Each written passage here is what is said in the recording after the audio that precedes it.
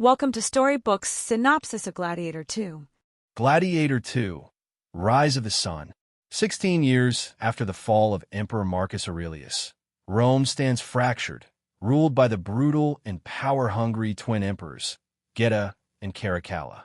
But far from the blood-soaked sands of the Colosseum, a forgotten heir to Rome's true legacy lives in hiding.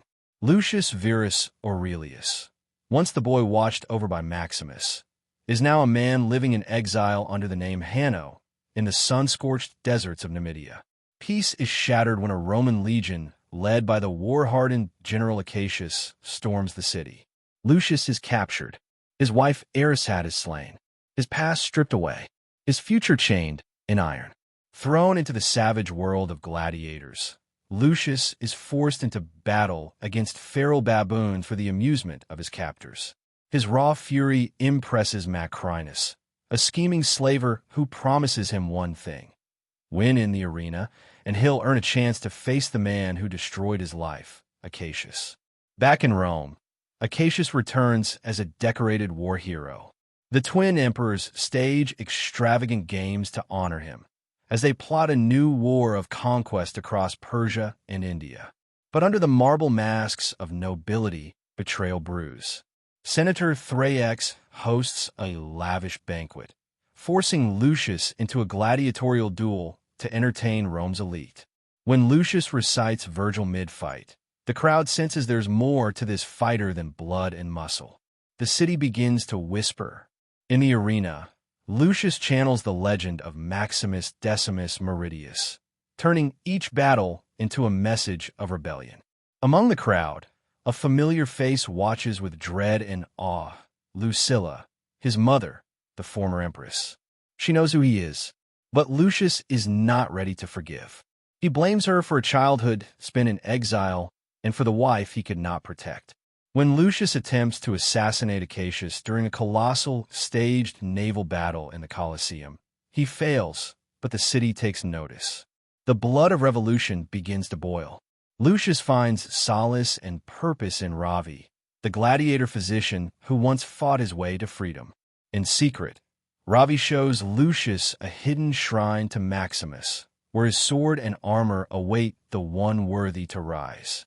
Meanwhile, Lucilla conspires with Acacius and Senators Thrax and Gracchus to overthrow the emperors and restore the Republic. But betrayal strikes from within. Thrax, bribed by Macrinus, exposes the plot. Lucilla and Acacius are arrested. Lucius is ordered to execute Acacius in the Colosseum. Instead, he defies Rome and spares the general's life, only to watch the Praetorian Guard slaughter Acacius on imperial command. The people erupt in rage. Macrinus, once a slave under Marcus Aurelius, reveals his true ambition: to burn the empire from within and crown himself emperor.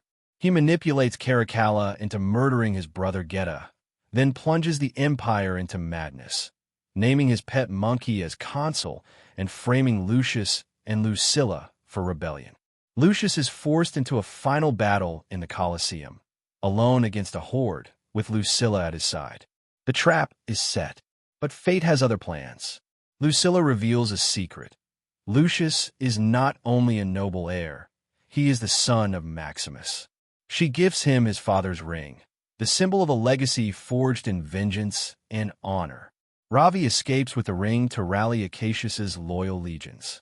In the Colosseum, Lucius dons the armor of Maximus and leads a gladiator uprising. Blood runs, blades clash, and the arena shakes with rebellion. Gracchus dies in the chaos. Caracalla is executed by Macrinus, who then murders Lucilla and flees as Rome crumbles. On the battlefield outside the capital, the final reckoning awaits. Lucius confronts Macrinus in a brutal duel in the river. Beaten and bleeding, he hears the voice of his fallen mother and rises, driving his blade through the tyrant's heart.